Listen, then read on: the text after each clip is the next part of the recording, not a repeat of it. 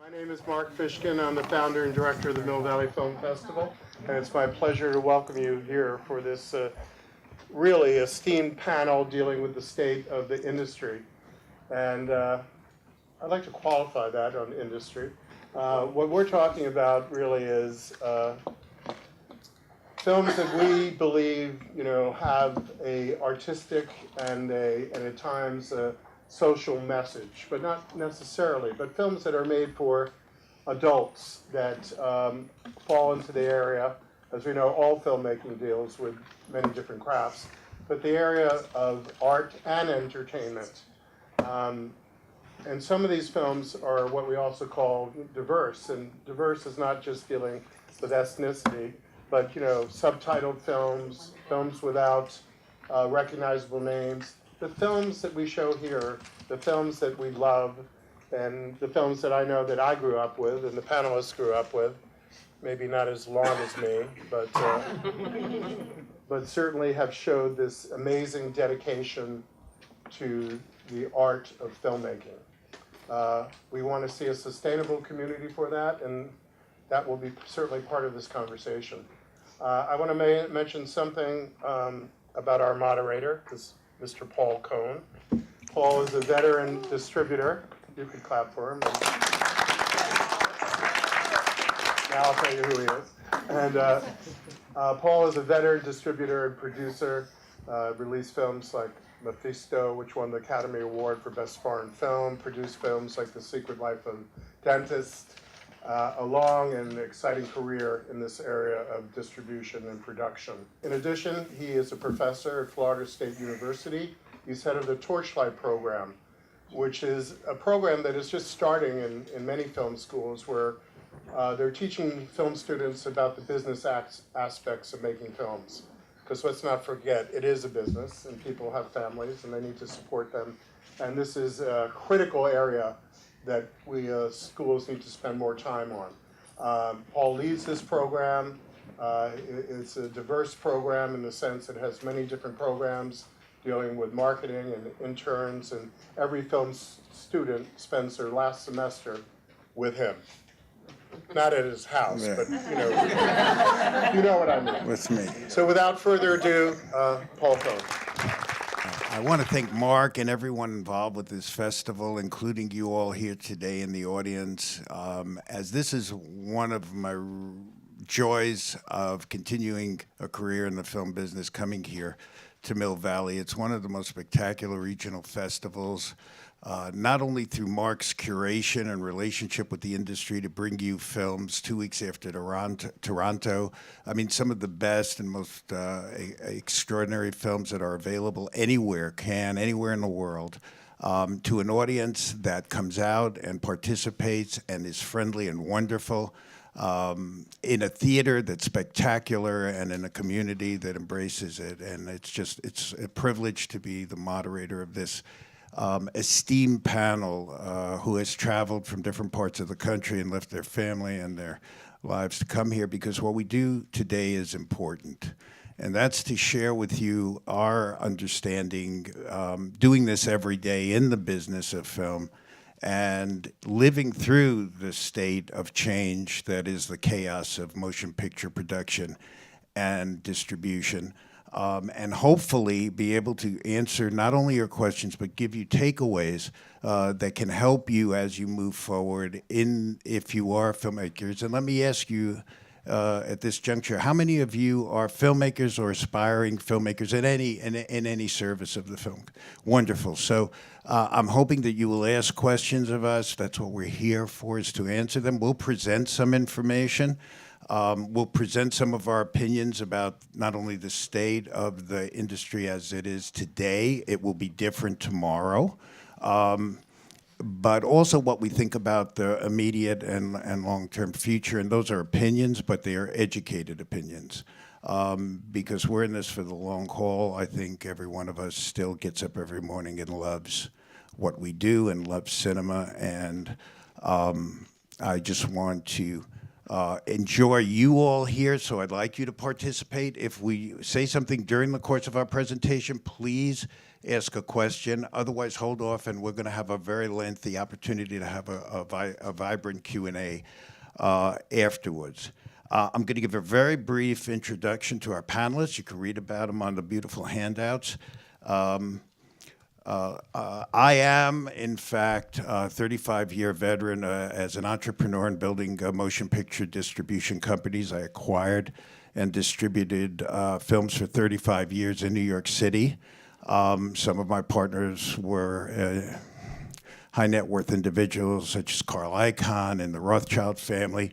I was their art sort of interest. They did that because they collected art that they hung on the wall, and they came to see beautiful art films and had a very, very, very, I think, wonderful run.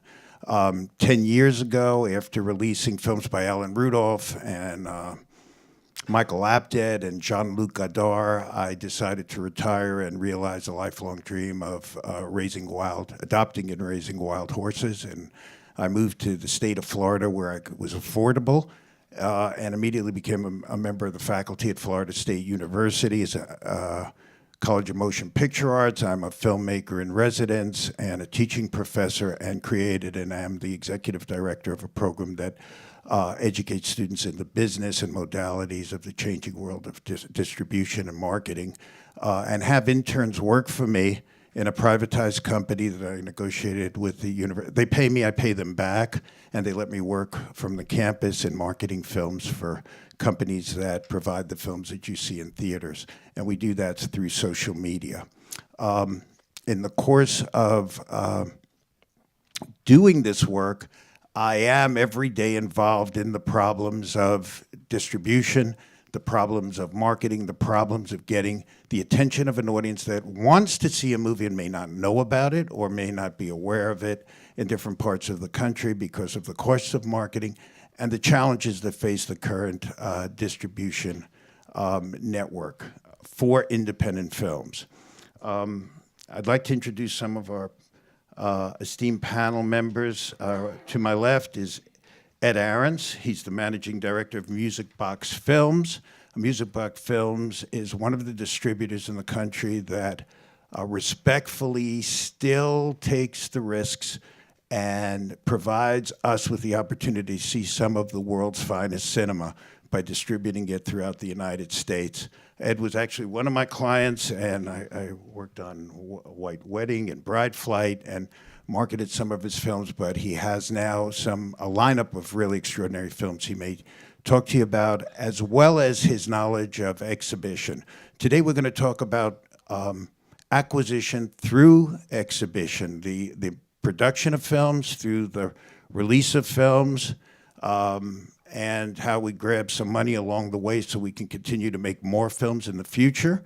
We're also going to talk about some of the changing modalities and the ways all of us are seeing films, the way our children are going to be seeing films, and the way films are changing through technology. And I hope we have an opportunity to touch on the VR 360 possibilities and storytelling as part of our conversation. To Ed's left is BLYE FAUST, a partner and co-founder of Rocklin FAUST and producer of the wondrous Spotlight, a film that's not only important but entertaining and wonderful. To BLYE's left is Amy Hobbin, the vice president of artist programs at the Tribeca Film Institute. You know, we know about the Tribeca Film Festival, we know about Sundance Festival, but there's institutes that are the umbrella above them, and BLYE operates as, Amy operates as the artist program, as well as the founder of Tangerine Entertainment, a production company that produced Painted Black and Secretary, some wonderful films.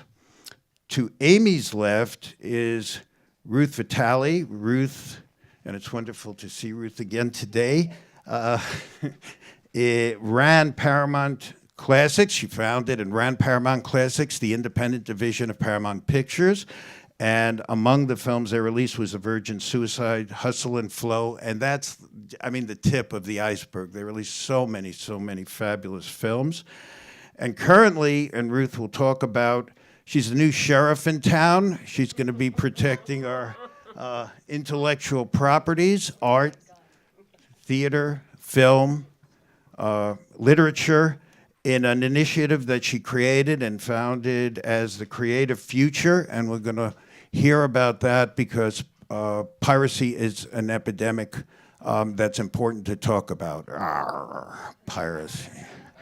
And so thank you for coming. With that, I'd like to begin by just throwing out a question to each of our panelists, and you can also expand on the introduction as you answer it. But before we go to the dark side, I want to ask each of you what, in the state of our current industry in which we all work, what are some of the inspiring aspects of it that get you up in the morning and get you excited about it and keep you vibrant and that are very positive, perhaps? Ed? Thank you, Paul. I think the really basic thing is, the aesthetic pleasure we get from experiencing a film and then sharing it with others. It's really that simple, and it will continue to be regardless of what device or format or any future scenarios for viewing. I suppose we can still call it motion picture entertainment, but it's really that. Well, so from me, from a filmmaking or a storyteller standpoint, I think it's been scary as we've seen the industry change in terms of the ability to release independent film. But I think one of the exciting and hopefully positive things is actually the change itself, and in terms of the new outlets that are out there in terms of releasing film, whether that be Netflix or Amazon or any of these others. And I think there's a long way to go, but at the same time, it's exciting to know that there are other options out there and that we can continue to tell the stories that we want to tell, and maybe just in a little bit different format, medium, or release plan than we had before. I would say, as a filmmaker crossing over into the not-for-profit space, what excites me and gets me up in the morning is all the work I'm doing to change who gets to tell the stories in our culture. So whether that's working on the issues for gender parity or just more inclusive members of society telling stories, that's what excites me, and there's been a lot of progress in that in the past year or two. To expand on what Ed said, when I distributed films for about 30 years, and as Paul said, it's like from the ridiculous to the sublime, from Dirty Dancing to Gummo to Hustle and Flow, and I'm slightly psychotic in my taste in film. But the best part I always found about acquisitions is sitting in a darkened screening room at a festival or a market, like watching a movie and going, if Harvey or Fox Searchlight don't steal this from me, I'm going to get to bring this movie to the marketplace and share it with others. And that's it's kind of an amazing gift, because it's like, I'm going to be able to make this filmmaker seen by so many people, and it's a movie that I love. That's it's the best job in the world. And the discovery at that moment of upon perception of a piece of art or a cinema. Yeah. That's what used to get me up in the morning. Now just piracy gets me up. And I'm having that experience. I'm having that experience this week here. There are films I did not get a chance to see that I am seeing here, and I'm having that same experience, that joy of having taken the time to come and be awakened to my love of cinema again. So I applaud the festival for that. What's old is new again in many ways.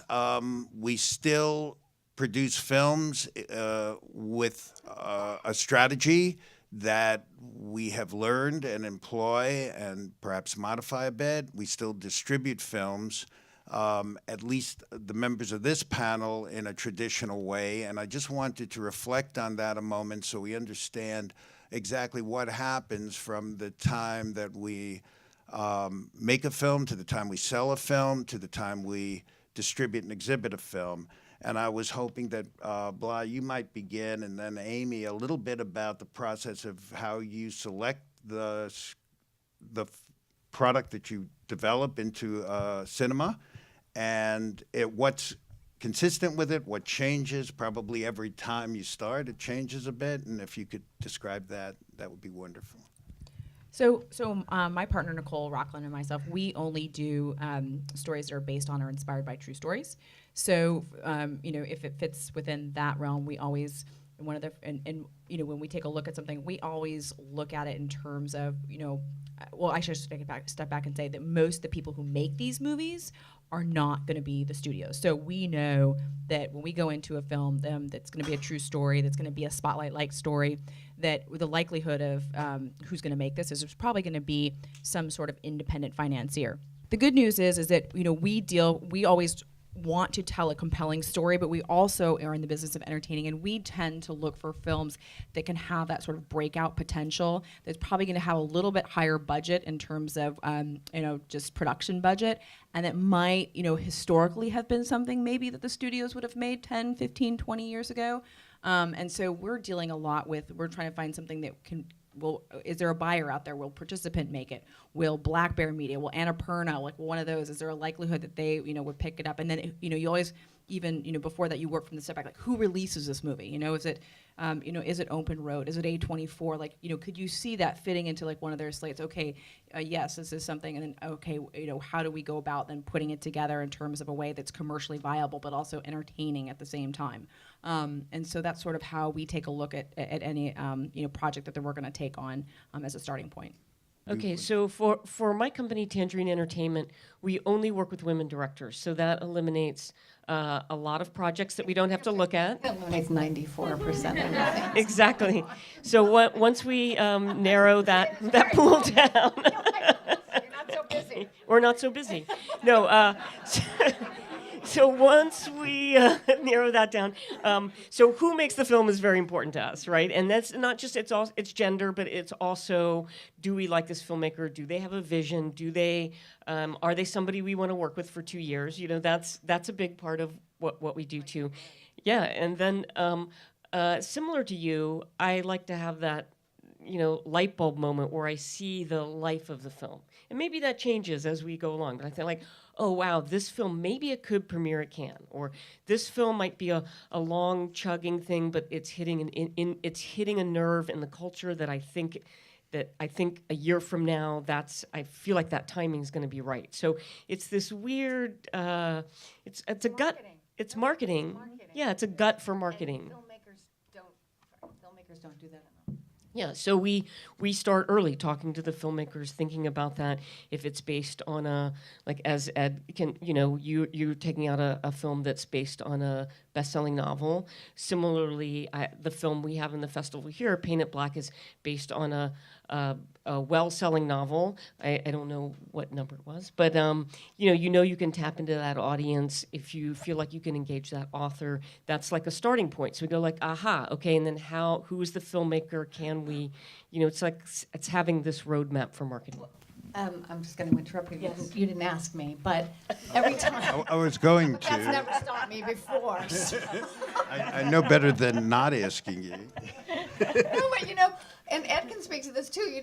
You run a distribution company, right? And you look at some movies and you go, I love it, but I don't have a clue what to do with it. So my first advice to filmmakers is, if you can't figure out what your one sheet and your trailer are, don't make the movie, because no one else is going to be able to figure out how to sell it if you can't.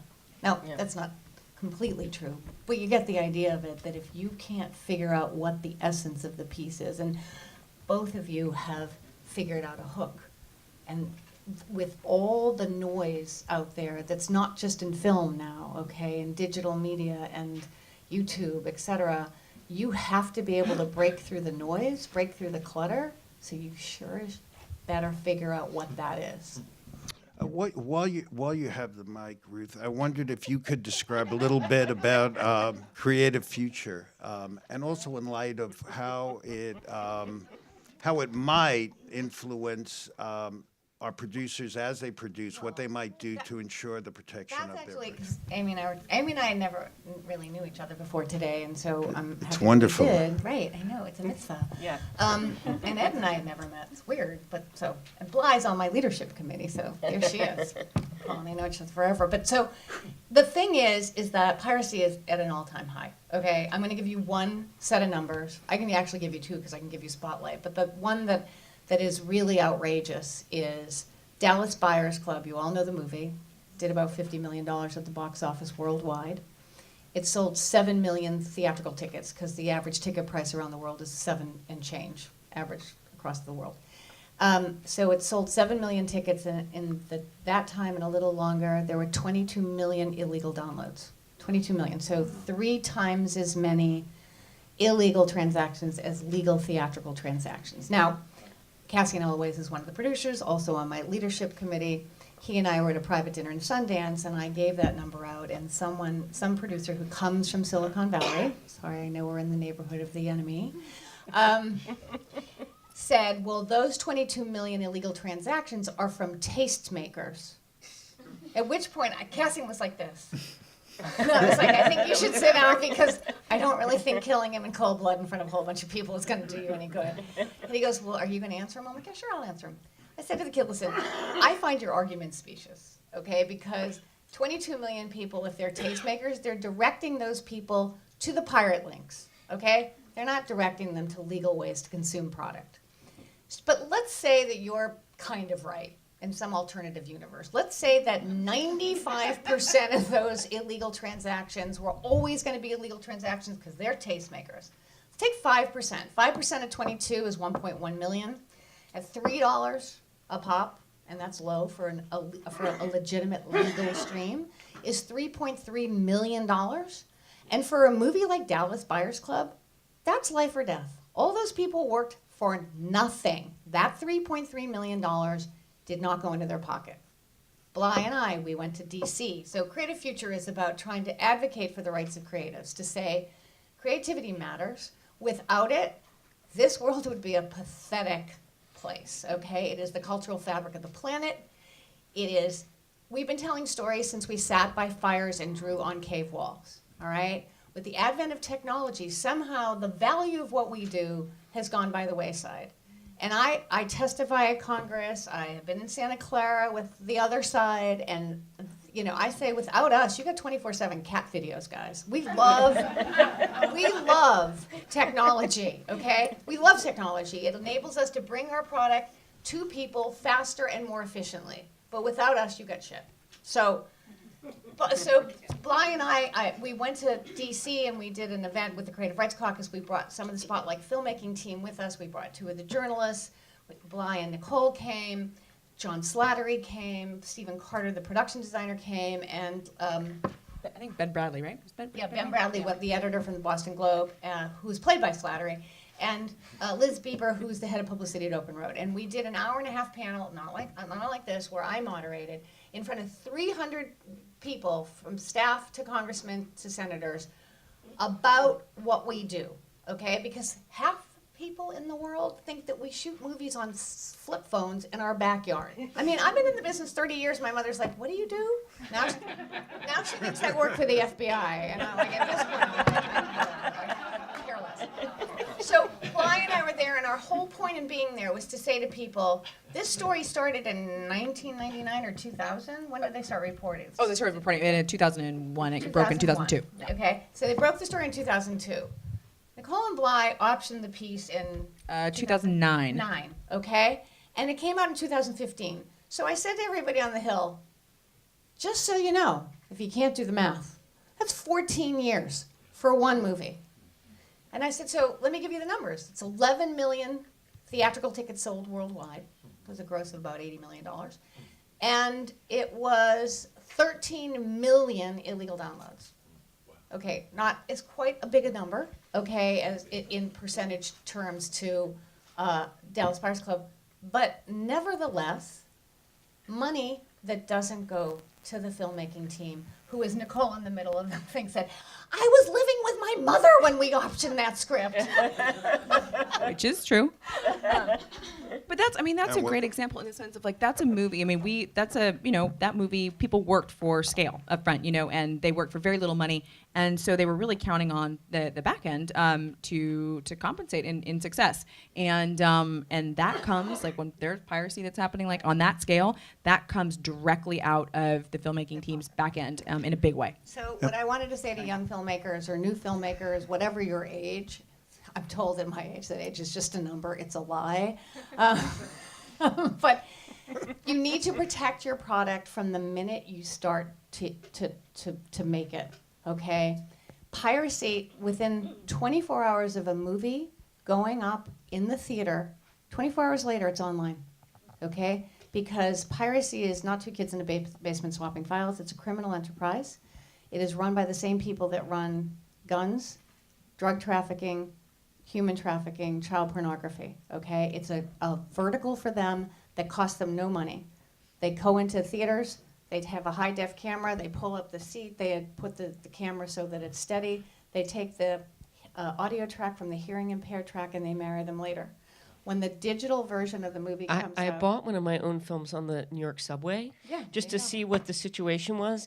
The quality is terrible. They don't care, but here's the thing. Here's the thing. Kids don't It was care. only $5. They're watching on phones. Okay, now if you're watching on a big screen, it looks like crap. But these kids are watching on their telephones or maybe their iPads, so they don't care. And by the way, the pirate site, once the digital legitimate version comes out 90 days later, they swap it out. Yeah, they take it out of the lab and they have ways. And we're going to come back to this issue to also discuss the morality aspect, the educational aspect. But you need to protect. No links that aren't like links that, the problem with so many links, if you go to a film festival, I don't know if this film festival here, but people should have links that are secure with passwords that expire. Okay, because that's where I have 90,000 members. My independent filmmakers, their films are getting stolen before they have time to distribute them online. Yeah, I mean, look, it's every film. It's not some films. It is every film that's up and somewhere on a pirate site, and we know because we're out on the internet, and my students are great at that, and they're now they're on the right side of the law, and they're discovering it and letting our distributors know. Ed, with regard to your initiative in terms of how you're releasing films in a traditional way and adjusting it to a modern opportunity to have a different waterfall of income and release from theatrical down to DVD, VOD, is it day and date? Are you still using traditional windows? I think it'd be really interesting to hear about that. We almost entirely stick to the traditional window, which just to remind everyone is at least at present is 90 days of theatrical, and then DVD and transactional VOD, i.e. iTunes or Amazon Instant, and then we have an output deal with one of the major streaming entities. It happens to be Amazon Prime. Previously, it had been Netflix, and that kicks in. It's a little adjustable, but it's either 60 or 90 days after the DVD TVOD date. So very traditional. For us, we do occasionally do day and date, and that's usually a function of having acquired a film and just feel like we would be throwing good money after bad to release it in that full-on theatrical mode, and so we're trying to limit our marketing costs, and we'll put it out in some theaters in addition, and then also on iTunes and similar platforms. But yeah, that's again, we're dealing with foreign language films for the most part. Bless you. Documentaries. Thank you. Some American independent, some English language films, but there was a moment maybe a decade ago where this day and date style of releasing was being experimented with. IFC, Magnolia, a very prominent. Radius was invented to extend that even further. That's a Weinstein. Yeah, it's been kind of shuttered lately, but that moment has sort of passed. There is clearly a lot of interest on the part of just general audiences to be able to see films as soon as possible. The studios are grappling with that. They're having to deal with the relationship that they have, the pre-existing relationship they have with the major circuits, and the major circuits have dug in their heels that 90 days is it. And it down the road, I think we can project that the circuits will back off a bit or have to back off, and maybe films that don't perform up to a certain level, they'll be able to. Yeah, I think the 90-day thing is fast on its way out. With Bob Burney at Amazon and Netflix doing getting their own theatrical distribution, I think that window is like. Don't you? Paramount actually announced, was it like, I don't know, 9 months ago, 3 movies that they were going to do a shortened window on. And when you looked at the movies, they weren't big blockbusters. They were probably, more down and dirty horror films, or that kind of film, which I thought was interesting. It kind of went by like unnoticed a bit. And this might also be a way of addressing piracy. Is that if you open something on all platforms simultaneously, then that yeah. No, I'm not suggesting that that's a cure 90 by any days means. for someone who's 16 years old seems like 10 Forever. years. Yeah. Well, let's take a moment, and maybe you could explain what that is But about. luckily, exactly, the luckily, day-to-day. we're operating with product content with film that is for the most part aimed at an older audience, or it's not aimed at, but that's who ends up enjoying it most, and they're not quite as eager to engage in online piracy. Let's explain a little bit. So when we see our films pirated, it's like, all right, we got something here. Why are you saying that? I spent my whole day. You can't say you like that. I take it back. Thank you. Good But news, I'm sitting in let's between. explain a moment, because these are real issues about the state of the industry. And the idea of present shock. We don't, present shock is a term of having a cause, and before we can even understand how we got to the effect, we're on to the next event. And so with regard to these windows, maybe we can explain to our guest members here that what that really is, what that means, the day-to-day release. I have a basic 101 thing from a filmmaker's point of view about distribution. When I talk to filmmakers, they're like, "What should I do? Should I sell my film to Netflix?" I'm like, "Okay, you can Sell sell to your." Ed. I'm like, you can if you sell your films to Netflix or Amazon or someone, they're going to take all the rights. You won't know how many people watched your film. I've been there. I actually had a great experience with Netflix for my film, What Happened, Miss Simone. They got behind it. They put a ton of marketing money behind the film. I got paid a really decent living wage to make that film. And I have no complaints. But when we asked them, say, how many people watched the film? No idea. When we asked them for the theatrical at IFC, how many people watched, what was our box office like on the weekend? They're like, we don't even reveal that. I'm like, fine, I'll call John Vanko. But the point is that that was not a bad experience knowing what I was going to get out of it, right? But when I talk, but for the most part, that's an anachronistic experience, right? So for the most part, when I talk to filmmakers, I say you have 3 ways to exploit your film, right? You can exploit time, right? So you can license something for 30 days or a year and a half, or so you try to control that time, because then you can relicense it again, and you can relicense it again, right? The other thing is territories, right? If you're selling something to IFC, for example, for North America, and you say to them, give me more money, and they're like, no, then you can say, like, well, then can I have Canada back? This is a real example. And they're like, yeah, okay, we don't want Canada. And then I can go sell Canada for an extra $60,000, which for IFC was too much of a hassle, but for a filmmaker was valuable, right? So territories is something you can be very clever about. And then there's media, you know, DVD, Blu-rays, VOD, SVOD, CVOD, whatever that is. That's in a new contract. It's just cable VOD. Oh, okay. But so there are three ways you can, as a filmmaker, understand and control and continue to exploit your film if you retain the copyright and control over your film. And that, for a lot of independent films, is very valuable knowledge and something that every producer, emerging producer, needs to understand. And so you need to find out about it because it's somewhat complex. The strategy is not, but the implementation is a bit. If the film is desirable, you can negotiate it differently. I'm not sure what a 30-day term is. Look, just ask questions. Yeah. You know what I mean? When you sit down with a distributor and they say, "Oh, we're going to buy your film," a lot of filmmakers are too scared to ask the question. yeah, Like you say, like, "Okay, you're going to buy my film. Oh my God, wow!"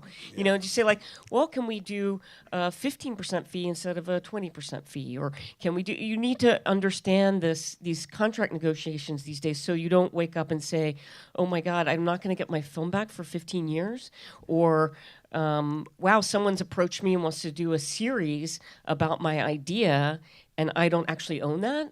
You know, so that's what I'm just saying. You can, when you sit down with a distributor, even if you don't 150% understand it, just know enough to ask these questions. Don't just be like, "Wow, I'm so lucky." And that's what I was implying. If there's a way to get those contracts ahead of time, also the distribution delivery schedule is something that's urgent for you to understand because you could make a deal and have to deliver a certain elements, and those elements weren't created by you, and they may be expensive to create, to deliver, and they may Well, cost those you are more getting than you easier and easier these days. Yeah, They are, but there's still a dollar significant issue. So with that, I wanted to also ask Ed the idea of how you go about finding films to acquire, whether you hunt them at festivals or through channels, and if you take submissions that are unsolicited, and sort of today's plateau of how you're looking at acquisitions. There's really too many films being produced for us to even contemplate unsolicited. Okay, but that's important for the audience. Sad to say.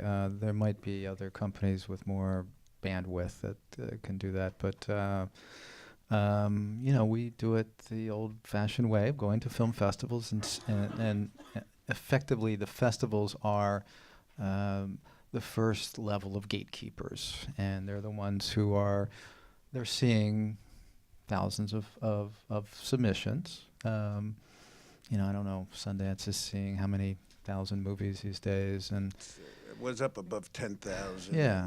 That's a real number, and how they even see that or who sees it and who How is long equipped they to s- really yeah. look at it is Yeah. very questionable. but that's the first filtration level, so to speak, and you know, so we go to the biggest festivals with the most premieres and the most notable track records and try to see things there. But that's there's a lot of regional festivals that end up finding this you know, the so-called diamond in the rough, and you know, so we like to talk to film programmers or film festival programmers when we're not in attendance, and you know, get some feedback on what audiences were responding to, what seemed interesting. You know, like there was a little film that was in the Seattle Film Festival. Was there a review? I don't recall. The end of the story is that we didn't ultimately get this film, but you know, we tried, and you know, so it was a little film, a documentary about cats in Istanbul, and it's called Kedi, which is Turkish for cat, I guess, but. It was a Turkish woman and her German husband made this movie, and it's everyone knows how popular cat videos are, but you know, so it seemed like my job very hard. But was there an interesting subtext to this? As many of you know, there's a sort of a strongman figure in Turkish politics these days, and it was the filmmakers almost seemed to be saying these cats in Istanbul were the only free beings in Turkey, and there's this unique thing where these are not feral cats, but they're sort of cared for by neighborhoods. A cafe might have a cat and they feed it, but other people feed it too, and so it just follows these little profiles of cats. So that's a kind of a film that we came across totally by happenstance and from hearing back from a festival programmer. So before you do, so I think the moral of the story is, you need to have 9 lives to get your film seen by a distributor, and so considering a festival strategy for the films you're about to create is a very important aspect of, I think, the wild work that needs to be done. Because if just in terms of the takeaway, it's like, don't be discouraged that you don't get accepted into Sundance. There's a lot of really good regional festivals, and you can build on that. We had a film that didn't quite come in unsolicited. Somebody had seen it and said, "Oh, you should take a look at it." It was a documentary called "An Antarctica: a Year on the Ice," and it was this gentleman whose job was to work on one of the bases that are kept in the research bases in Antarctica, and there's this kind of interesting subculture of people that stay on after the scientists leave, and they just stay there the whole year. It's so this was a guy who taught himself how to film. He invented some cameras that were able to withstand this extreme temperature, and it's a little bit like an old-fashioned travel log, but kind of fascinating. And it did, I don't know, $300,000 and continues in theaters, and then continues to be a strong home entertainment title. with a solicitation from an agent, that's different than unsolicited. You do accept presentations from some of the logical suspect agents. Reluctantly. So another way, in addition, is to Or your identify friends. a sales agent. We can talk about that if we have time or afterwards. Go ahead. I'm sorry, BLYE. Oh yeah, just even hearing from both of these guys speak, it just goes to in terms of like film festivals today. I think you read like the festivals this year in terms of the acquisitions were actually, they were actually done out of these festivals. It was not a large number, and so it goes to the point of before you even start to make your film, again, it's thinking about who makes and releases my film. How do I get it seen in the world? And on what scale is that? And am I okay with that? And it's really working backwards because, you hear how many films get made every year. And that's not to say that there's going to be one or two, just completely surprise breakouts out of all of those, that maybe nobody saw and they somehow just find their way. But really being strategic and literally working backwards. So that's all I was going to say. It's really just know your market and know how your film is going to be seen and how it will be seen and how that will affect you. Well, this serves as an opportunity to continue the conversation into Netflix and Amazon. But for you, BLYE, did you have a festival strategy when you were producing or as you produce? Yeah, it depends. Your festival strategy is it to get acquired, or is it because your film you already have distribution, but it's a a rollout for a marketing campaign for the release of your film, and if you're so lucky as to to be able to have like an awards campaign that's starting early. So yeah, in terms of just speaking for example with Spotlight, we were already we had domestic distribution with Open Road, and a lot of the international distribution was already settled as well. But it was more of like a marketing release campaign and awards campaign for us. So we did Venice. It's sort of like the traditional, sort of one of the, the first festivals right now is like if you are going to be on the, oh, sorry, go ahead. The fall The festivals. fall festivals, yeah. The tradition fall during the circuit, fall. you try and do Venice, Telluride if you can, like you hope. Those are the two big whammies to begin with, Toronto, New York, yeah, and then, you go from there. But it really just depends on what your goal is. And Amy, you as well, with create a festival strategy? Yeah, of course. We think, Sure. Well, the tough situation is if your film is ready for a festival that that we feel that's not the right festival, right? So your film may be ready for Toronto, and it's a small film, and you're like, you know, holy cow. This happened to me with a film. It was ready. It could be ready for Toronto. We could hustle up and get ready for Toronto.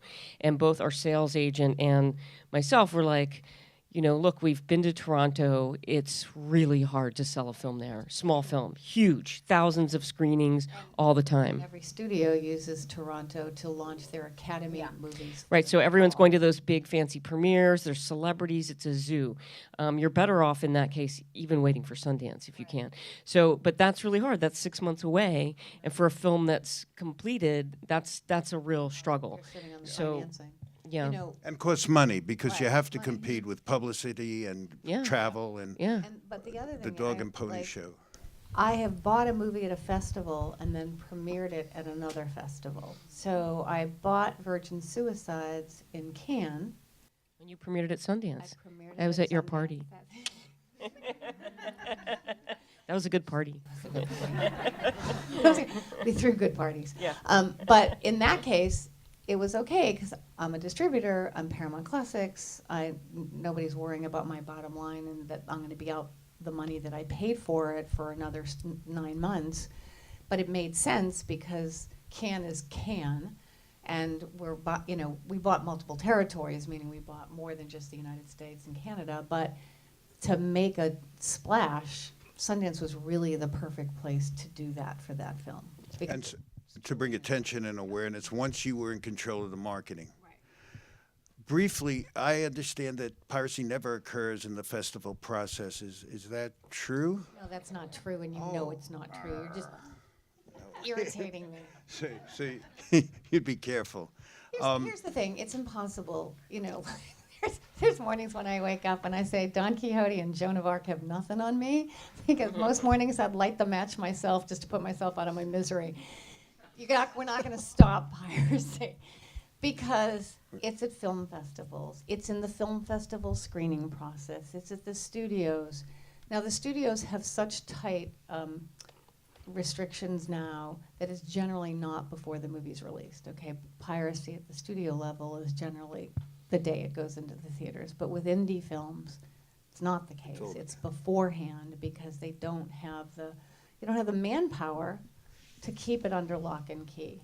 But by the way, it's not just film, it's television. So another woman who's on my leadership committee is Gail Ann Hurd. She's the executive producer of Fear the Walking Dead, The New Falling Water. And lots of feature films. What? Oh, Lots of feature and a films. ton of features. Yeah, and Terminator, all those. But I mean, these are the ones that she's known for at this moment. And so on The Walking Dead, AMC makes that TV show available around the world in 27 languages, 24 hours after it airs in America. And literally, they're in that 24-hour period while they're just getting ready, because it's really a facilitation thing of dubs and translations and all that stuff, there's 500,000 illegal downloads of that show. And Gail says, those are my fans. How do they not know it's not okay? And I'm like, oh. Anyway, so yeah. Culturally. And we're going to come back again to that. You know, you guys mentioned Netflix, you mentioned Amazon. I think now is the time to just start to take a step into the dark side. And, you know, we have all these new companies that are coming up and emerging and entering into the acquisition of feature films as well as television and production. Companies including Netflix, including Amazon, and others. And they're changing the playing field. I mean, the state of our industry right now is changing dramatically. It has happened in the past. This is historic. But I'll let our panelists explain a little bit about it. But the idea that Netflix pays $20 million for Beast of No Nation is so outside of the playing field of this. They outbid you, I think, right? Or What do we say? That every year there's a new stupid on the block. and that stupid is that it's so disproportional to the marketplace, to the buyers who are competing in a legitimate way. It's extraordinary for the producer of the film. one time, maybe two times. And so my question is, what do you think in the future is going to be the effect or affect of this kind of purchasing? We've seen it with Birth of a Nation, where Netflix offered $20 million for that, and Fox Searchlight came in with $17.5 million, which, are multiples that are so disproportionate to what the actual normal kind of competition would allow. And they got it because they promised to do a theatrical release. Both of those films, by the way, Beast of No Nation, if you have seen it, most people have not seen it because it has had a dismal viewership. I don't know that it even did $2 million. And that's not quoting. What you don't know, because Netflix Yeah, won't they give won't tell us. viewership, So you I'm don't saying, but know I what don't know. Netflix That's what I. But Netflix, having worked with Netflix works very hard to have everyone watch it on the platform. So they'll do the awards-driven theatrical, and they will do everything to push people to watch it on the platform. So you don't really know what I don't that know, but viewership I mean, is. most people. How many of you have seen Beast of No Nation? So there is an audience. By the way, this is a rarefied audience. This is, Yeah, I know. I understand. I'm just trying to do that. That's right. So, but the point is, it's a disproportionate kind of relationship to $20 million. here's the thing. So Ed would know this maybe better than I would. Maybe you would know it. How many of those movies have performed? Harvey Weinstein and I had introduced him at a PGA panel last October. And I introduced him by saying he doesn't really need an introduction. Basically, I've lost every movie I've ever wanted, to Harvey, because he was always willing to overpay. And not many people would call Harvey charming, but he got up and he was very charming and said, yeah, but sometimes I was really stupid and paid way too much money, and Ruth was smarter by not getting it. And that's the question, because we talked about Happy Texas, which I bid 6 and he bid 10, and he lost his shirt. yeah, So the question is, on the theatrical, the guy that buys for theatrical, the woman that buys for theatrical, we can kind of measure, right? But you can't measure with a Netflix or an Amazon buy Right. because you don't know what the viewership is, because they're just looking at subscribers. Amazon's looking to sell product and not necessarily the movie. It's to lure you, it's to bring you into the Amazon community. Netflix is to, it's just overall subscription. well, regardless of whether it's a loss leader or that they actually get 70 million people to watch it on their platform, the idea is, what is it doing to the marketplace? What is the expectation, and how is it affecting you as a buyer and you as producers? And I think that's a provocative question.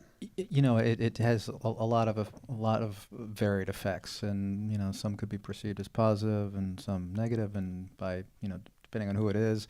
But for would-be filmmakers, particularly doc filmmakers, I think there's a real concern that Netflix, by acquiring worldwide rights for documentaries, are going to starve the territory distributors that that are out there and have been in business for decades, and that was the established model.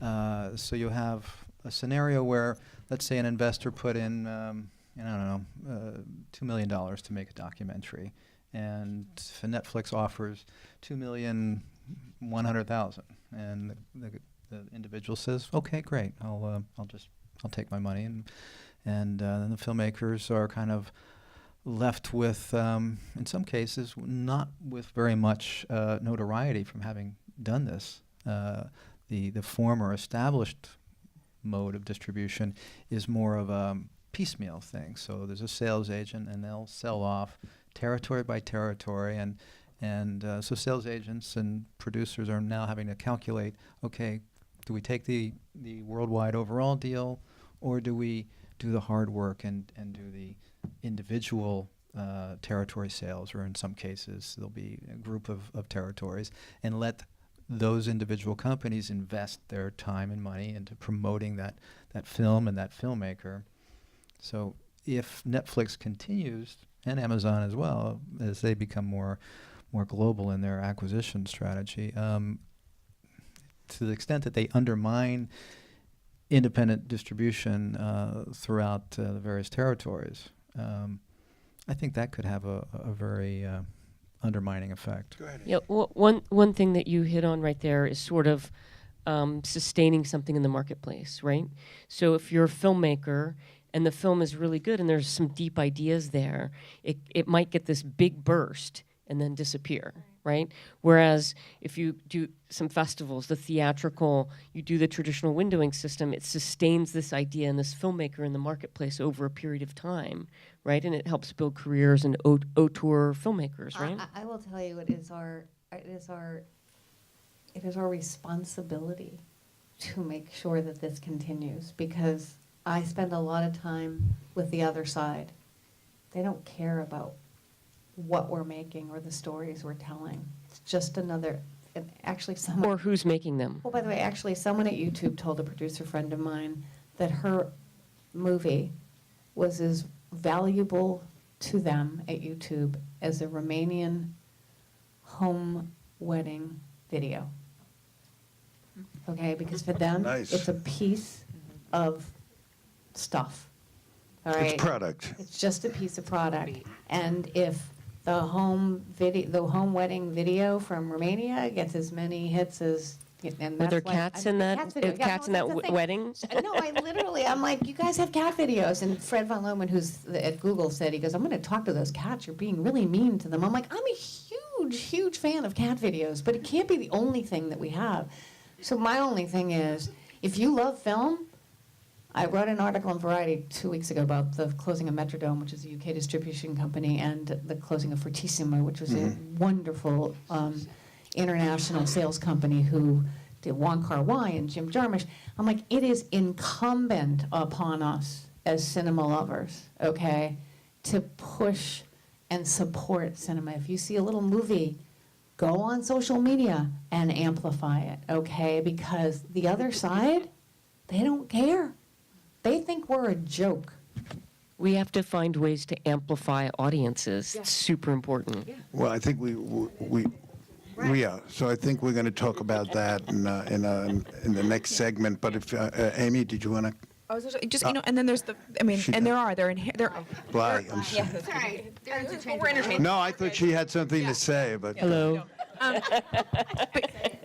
On the flip side, I mean, listen, we all know, independent film has been, we've taken some really big hits in the last few years in terms of the money that's out there to make them, the number of distributors that are there to get them to the world, et cetera, et cetera. So there are companies like Netflix and Amazon who come in and they are flush with cash, and it is a little scary because you don't know, oftentimes what their, what their well, you do know what their motivations may be, but you don't know, like, working with them will be like, you don't know how your film will be treated, how it will be put onto the marketplace. But that being said, again, and this is just trying to find, like, the glass is, half full, is that there are another player out there with money who can help you get your movie made and get it out there, and they have real money to spend. So there is, it is like, I don't know, is it a deal with the devil? I'm not sure, maybe sometimes, maybe not. So it's a tricky thing where, it's just one of those things where you have to weigh the pros and cons. I'll make it, for example, we have one film right now that we're packaging that's pretty expensive. It's a period piece. It's kind of dark, but it still has like sort of a commercial breakout appeal. It's like filmmaker driven. And you start thinking about the place, I'm like, God, we go through and we're like, okay, who are the independent distributors who would release this theatrically? I'm not sure. There's probably not a long list. But could you see it being, released on Netflix or Amazon or those more safely? Yeah, you could totally see them doing that. So, it's tricky. well, if they pay the price, if you can Correct. get out of the film and with the production expense and the interest and some profit, and that's not always the case. And so, that's part of this conversation. So we have someone in the audience here who's been working with me, with my company, to educate and empower audiences and direct them to women-centric content through a proprietary algorithm. So we will, you can geolocate you, like I'm here, what new releases are out there that are directed by women or have smart women characters.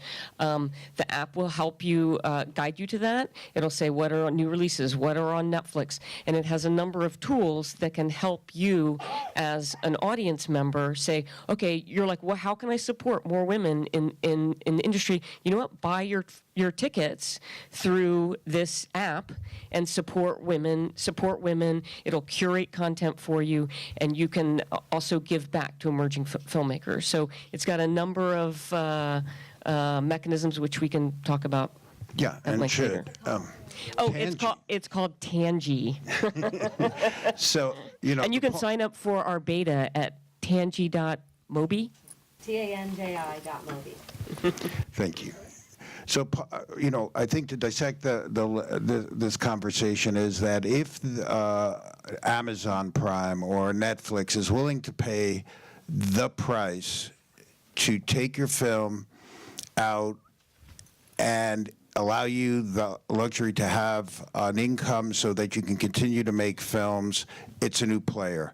The state of the industry is that they're also affecting all of the other distribution companies that have been Yeah, supported. and if those go away, So there's a young guy named Mike Smith. He's a professor at Carnegie Mellon. He just wrote a book called Streaming, Sharing, Stealing.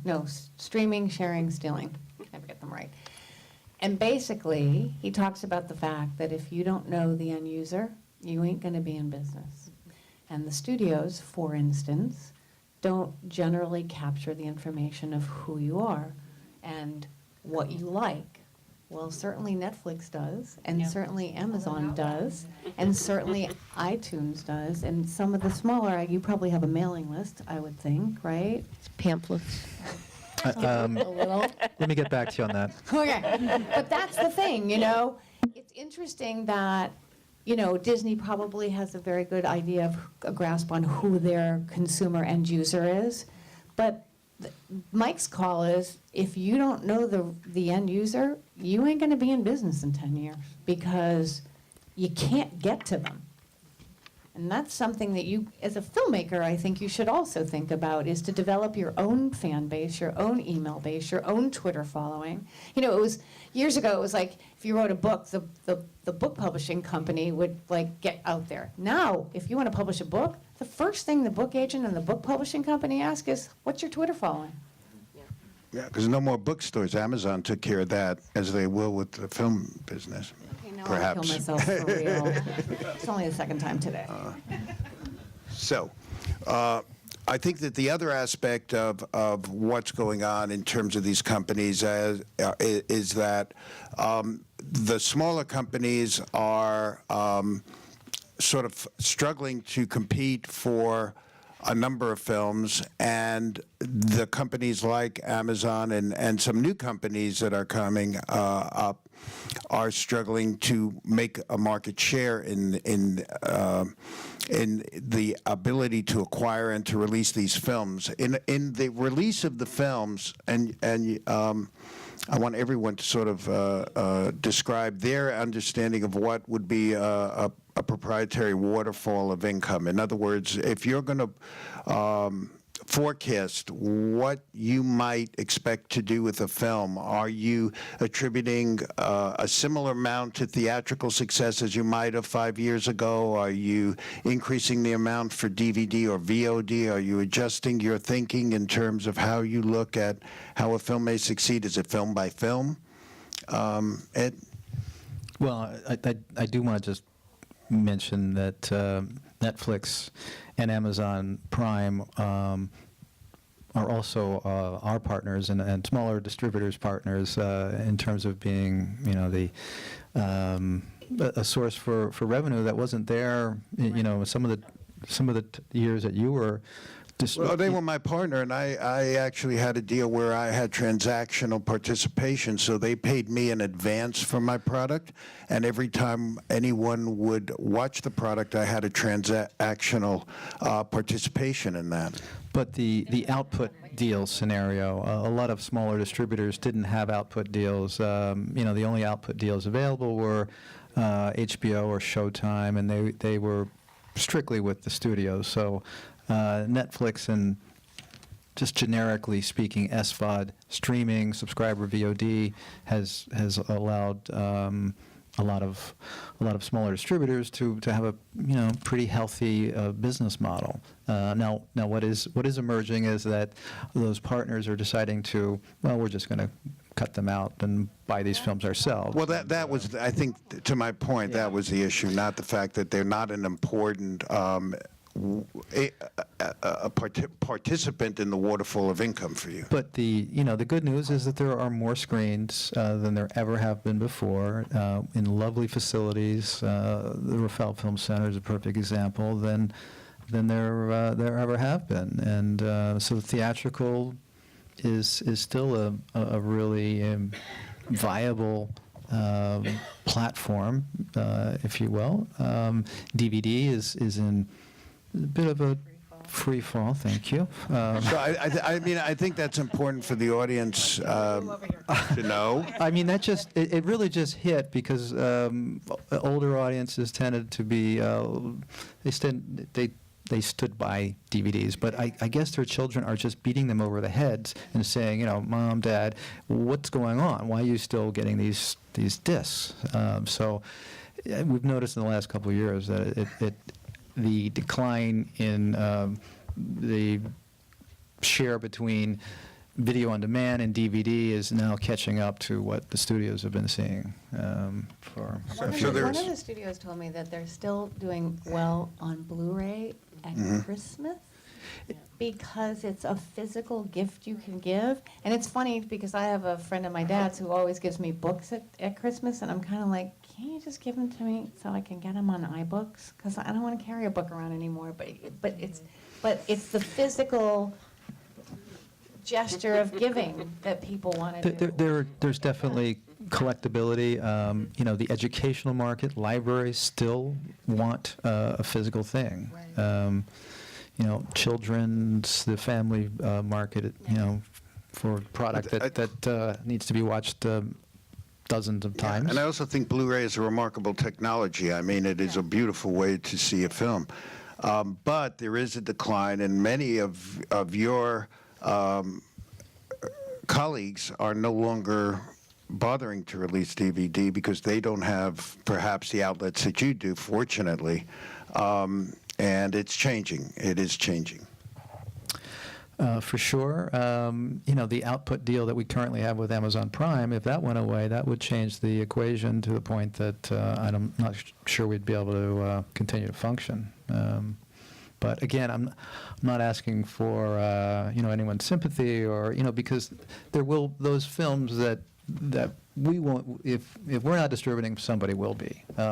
It just may not be quite the way that we do it. I just want to give you another statistic just to make everybody depressed. Okay, so, we keep saying it's going to be fine.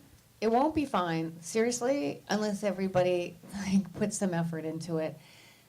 The problem is that the next generation of kids don't believe it when you say, well, if you keep stealing, things keep going the way they're going, you won't have any movies. Because they said it about music, and it didn't happen. Well, it did happen, because the best source of all, the IRS has 40% less people filing tax returns as musicians, okay, from 10 years ago. So that means there's less people making money from music, and they're either doing some other job during the day, right, or sleeping on their parents' sofa and touring because that's the only place. It's just a hobby, right? It's a hobby, right? And that's going to be the same with our business if we don't wake up. And by the way, what's great is Amazon and Netflix will keep our business alive, all right? But I fear for what that looks like long term if we don't all stay. Because a healthy marketplace is a competitive marketplace. Well, I think it's time to open up. I'll just add one more thing. Sure. Just from like a producer's standpoint, I mean, I'll tell you, like this is the reality is like we have moved like in a big way into television. That is the only way as producers that we, I mean, for my partner, that we can like survive, like and make real like money to So I mean, not to give up on film entirely, which is we are not. That's what I'm saying at all. But in order to have a real successful business, like we have to be halfway in the television game and as well. In television, there's 500 hours of scripted programming a year. So, and it also serves a long-form narrative and storytelling. But I do want to have the opportunity to have all of you out there ask questions of our panelists. And I don't know if there are mics for the audience. Are there? No? So if you'd speak up big and loud, oh, you got remote? Yeah, we can hear you. Here, she'll do it. I grabbed the mic. Can I ask a quick question? Yes. Sorry. What are the guilds doing to protect producers, directors, writers? Like, what is the role of the guilds in this as well? I think that's interesting for makers to know more about. Like the Writers Guild of America, Directors Guild of America, Producers Guild. How are they rallying and supporting filmmakers when it comes to protecting their rights, to talking about anti-piracy, to training them, to servicing them and giving them consulting and things like that? What is the role of the guild? So Yeah. sorry. The CreativeFuture was founded by the 6 majors: CBS, the IATSE, which is the below the line, it's the International Alliance of Theatrical Stage Employees, SAG-AFTRA, which is Screen Actors Guild, and the Directors Guild of America. They care deeply about this issue and work with us side by side because their health, pension, and welfare plans are funded by residuals from film and TV, and those residuals are getting killed by piracy. I actually call the beginnings of CreativeFuture, I used to call an unholy alliance, because those 10 people don't agree on anything, but they agree on one thing, that digital piracy is a problem. Yeah. This gentleman in the gray shirt, blue-gray? Yes, sir. You, sir. Thank you. I co-produced a feature documentary about Frank Zappa with a European partner, and we premiered at Venice 2 years ago, then at Full Frame and here in Mill Valley. I saw your film. It's terrific. Thank you. So, unfortunately, my partner's ignorance about distribution in the United States and rights issues stalled the film. I now have the rights, and I want to kind of get started back up again. We got a lot of good press, a lot of interest at that time, but we've lost our momentum. I'm just curious to get some advice. And another Frank Zappa doc came out. Sadly, Sony now has another Frank Zappa doc out, so there goes perhaps theatrical. I wouldn't rule it out. I didn't see that the Swedish-produced Zappa doc, but I imagine there's space for another one. Would love to see it. Would you take a look at it? Sure, of course. Go ahead, Ruth. You want to add? I mean, I think it has a hit. Go ahead. He just said he wasn't going to take on some material. No. The man looks nice, though. I would like to see. I probably should. I mean, here's the good news of the Netflix and the Amazons of the world, right? Is that you at least have library value on a movie if you're not going to be able to get theatrical. Listen, theatrical is all about timing, and it's enormous amounts of expense. Okay, on the independent side, you're lucky if you can put together $500,000 or $1 million to send out a movie theatrically. You have to be, because it's, as I used to say, it's not a charity, it's a business. So if I spend $500,000 or $1 million to open a movie, I have to be sure as hell that I'm going to get it back. Right, of course. We know we have a built-in audience with Zappa fans. Obviously, we hope to go beyond that, but the estate sells minimum 350,000 copies of his music each year, and that's just, Have you thought about partnering with the music company? We've partnered with the family, and Universal has the rights. Universal Music Group? So why don't you sit down with them and talk about some sort of packaging for, I don't know, the anniversary of his death or the anniversary of his birth or some sort of, if you can't find a theatrical, because that would probably get you more money in the end. There's the tiny division of Focus, which is owned by Universal, called Focus World. That might be. I was not aware of that. That's great. Yeah. Universal Music Group is important. But I think you really should go out and, sort of pound the bushes in every way you can, because the film has a history. It was seen. It was appreciated. I know the title. I would certainly, show Ed today. He's heading to the airport. If you have a DVD, maybe you can, I don't know if he has an ability to watch that. And also, at the end of the road, that kind of a film has a great potential if you did self-distribute it without a great expense. So there's a life to it, and it will increase your stock as a producer to get it out. So, thank you. Another question. You in the white shirt, sir?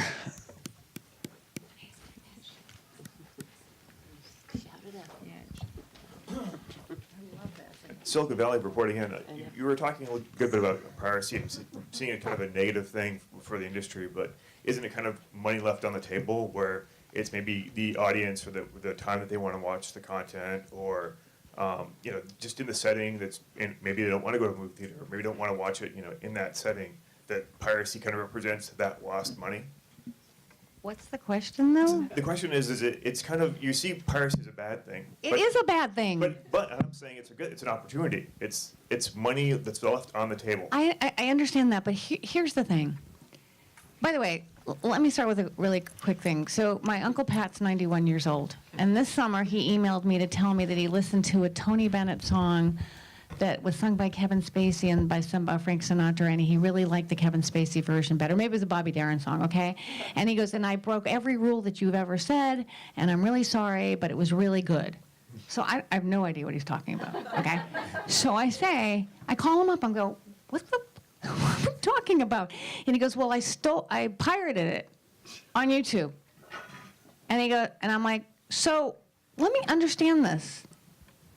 You pirate it knowing what I do, you know it's wrong. And I said, so would you go into a store and steal something? Just take it out of the store. And he said to me, if it were as easy it was to pirate the song, I would. My 91-year-old uncle. I hung up on him. I was so angry. So here's the thing. That's why you became a distributor. No, but so the thing, it's a lost opportunity, but here's the thing. Windowing, okay, which we talked about, allows for the democratization of pricing, okay? And it's a very kind of heady thought.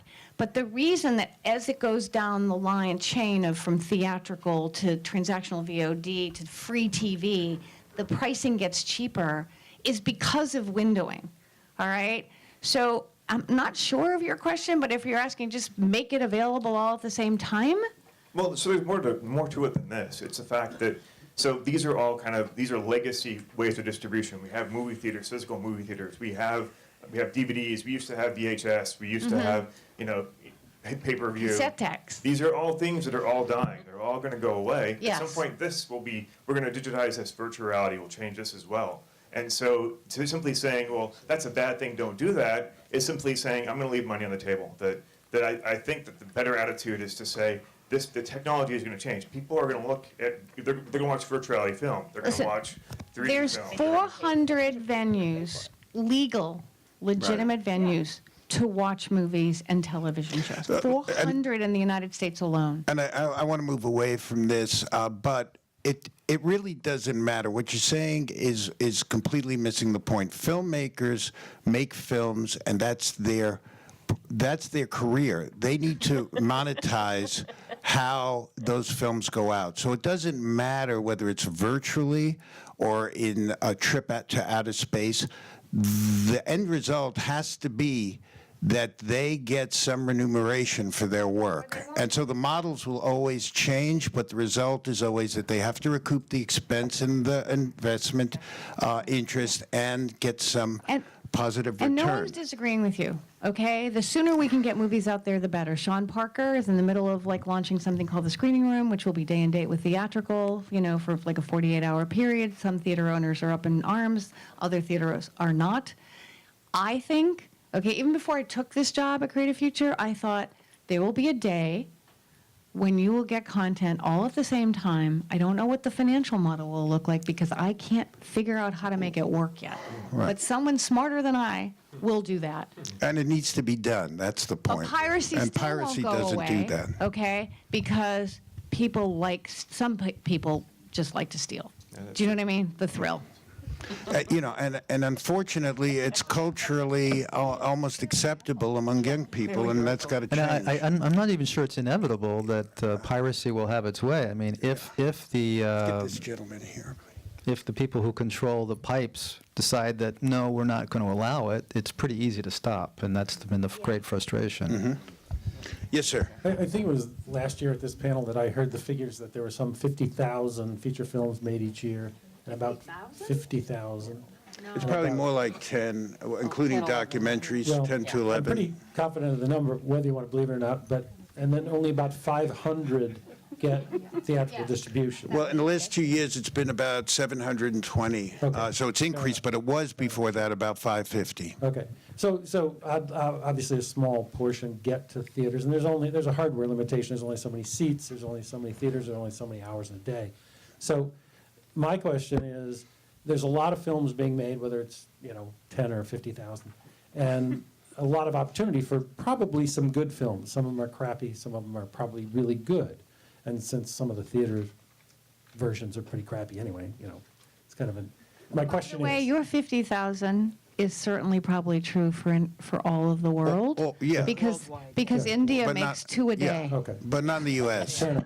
And some Indian films are actually pretty good. So And the American film market next week is going to premiere two every 2 hours Right. Of the 400. my question is this: is anyone out there marketing films, feature films, independent films, directly through online sources and stuff? Realizing that a lot of those films won't go to theater, but trying to make an industry out of direct marketing. Yeah, and they to an get audience. pirated right away. Well, I mean, that's a question I have for you, and I wasn't going to ask it today. I was going to try and hit you up later. But how do you fix I'll be around. that? How do you fix that? But if you can fix it, if you can do something about it, is there any potential for marketing films to the home? Independent films for $3 a pop, as you said. We or have $2.50. a lot of. By the way, join Creative Future. It's free. CreativeFuture.org. Okay, you get every couple of weeks newsletter about what's going on. We have a series of blogs that we did called Stand Creative of independent filmmakers who marketed because they didn't get distribution. They marketed directly to their audiences online, and almost to a one, they got killed because they got pirated. So there's like no future? Well, it's I'm hard. thinking myself, I mean, I'm too. telling you, it's really hard. From Alison Burnett to Bob Tortolot and Jane Clark, they got creamed. Because the problem is, the way the copyright law works today, it's the DMCA, it's the Digital Millennium Copyright Act. Under the Act, there's something called safe harbor for the internet service providers, whoever they are, okay? Google is not responsible for policing their platforms. You, as the copyright owner, okay, so if you're a little indie, but has to look through all of YouTube, okay, to see if your movie's been pirated. Then you send a takedown notice, okay, and then Google has to comply, but you have to prove that you're the copyright holder. The next day, if your movie goes up again, which it will, okay, you have to send another takedown notice. Do you know how many takedown notices the industry sends a week? 24 million a week. Yeah, I mean, Aren't I the fairy of good light and energy? I want to take we do, an Can you answer. fix that? I have another answer. We do that, by the way. We catch pirates because we market online and we notify the It's a good company. task for interns also. Yeah, well, they do because they know exactly where to go. And so we catch them every day. Every day, they know exactly where to go because that's how they see films. And while they're looking for the opening of, Batman versus Superman, they find 5 of our films. Here's what pirated. I want to answer your question of is there anything you can do? It's for us because I took a job that I thought, oh, it's going to be easy. It's like opening a movie. You market it, you publicize it, you tell people not to steal, and that's the end of it. I'm like, But I'm an idiot. But there are things to do. Okay. There's education. So we have helped with Silicon Valley to develop a curriculum with educators to talk about the ethical behavior and digital citizenship for kids K through 12, to talk about copyright fair use and the value of creativity. Now, that's a long tail, okay?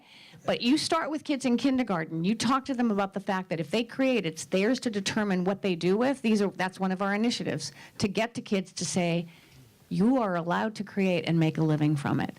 And they don't know that, okay? They think unless you're a rock star or a hip-hop artist or a major movie star that there's no way for them to be in this business, and that's not true. So we do that. The other thing is pirate sites make their money from advertising, okay? Or credit card facilitation. So we have a big program called Follow the Money where we go to major advertisers and say, your ads are showing up on pirate sites. It's not cool. It's not good for your brand, and it's not good for us. All right. So, and just a quick, if you're saying what can be done for those films, there are sites, including YouTube, where you can do transactional exchanges. They're not going to pay you any upfront money, and the film might get pirated every day, but you can I'm actually have thinking them more about out. the marketing than the delivery. Yeah, and then the marketing is really up to you. They do no marketing. We have time for one more question, and you had your hand up, young lady. Yeah. No. So, I used to work for Roadshow. Can everyone hear me?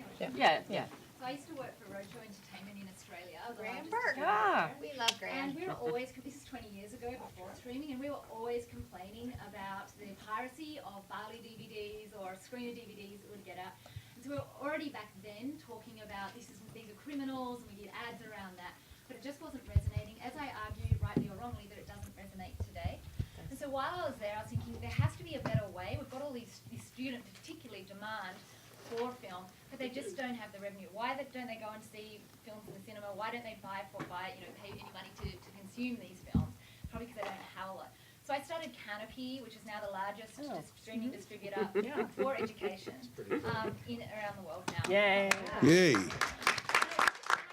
Today, I just thought I had to say this before I left, which is, I think there's a lot of dialogue about how can filmmakers work harder. Filmmakers have a lot on, and now they also have to be PR agents and marketeers. Right. And the aggregators do this wonderful job of gatekeeping and allowing us to find out what are these, these gems that we can then distribute.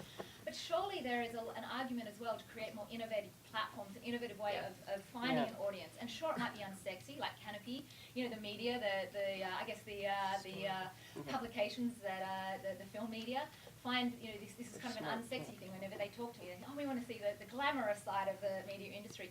Yet quietly, but surely, we have a very, very growing business, 240% growth on last year. And we're just launching into public libraries. Again, another sort of unsexy, but I tell you what, in my book club, I'm the only one there under 65 years old.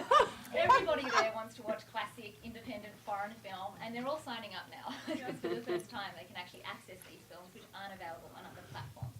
So I just thought it was worthwhile saying that should also be a dialogue. I think there should be more weight placed on the actual streamers, the people who are doing the actual physical distributing, to get more creative in the way that we can embrace this new world of, the digital distribution. Absolutely, and thank you. I would like to just conclude with allowing our panelists to have a closing remark about the state of the industry, whether it's uplifting or whether it's pyretic. Ruth can't talk. Start with Ruth, and we can end with you. Closing remarks. Sign up, creativefuture.org, because your voice does make a difference. Seriously. It's no dues, just your voice. Sign up, tangi.mobi, tanji.mobi, and empower audiences. There's still, if you believe in your story and getting it out there, you'll probably be able to find a way in this world, and things are ever changing. So be creative. Good luck finding good films to view. I would not want to wade through 500,000 or whatever number of films that are being produced. That can be time consuming and probably make you stop wanting ever to watch movies again. So try to find really good ones to watch. And since I might as well shill a little bit of our stuff, we still have opportunities to see Frantz, A Quiet Passion starring Cynthia Nixon, and A Man Called Uwe at the festival. And A Man Called Uwe is opening in theaters. Actually, it's opening at this very cinema at the conclusion of the film festival. So. And our thanks to our moderator. Thank you Thank you all. very much. I wanted to say that tomorrow night there is a graduate of our film program whose film Moonlight is going to show. It's come out of Toronto and other festivals with remarkable reviews. It's a remarkable film in many ways, but certainly in a way that will touch you in a way you would never imagine. He and his producer, his name is Barry Jenkins. His producer is Adela Romansky. She has 3 films out now. She has Moonlight, a wonderful film called Morris in America, and a film called Kicks. She's 8 years out of film school, and she's produced 3 films this year. It can be done. Technology is wonderful. There's so much we didn't have an opportunity to cover in this time, from marketing to new technologies to VR 360 in the future. But make your movies. Make them on any way that you can that is within your realm to do, but also educate yourselves. Read IndieWire, read Hollywood Reporter, read Variety, invest in those trades so that you get to know the names of people who can help you along the way. And I want to thank you for attending, our panelists for their contribution and insight, and the Mill Valley Film Festival for doing what it does. Thank you so much. Hang on, we have an announcement. Roberto is here. Please continue the conversation at the reception across the street. It's at Il Davide. So you exit the cinema, make a left, and then a quick right at the light. So it's Il Davide, 901 A Street. So some of our panelists have to catch a plane right now, but there'll be at least 2 or 3 panelists there. So we'll see you there. Thank you.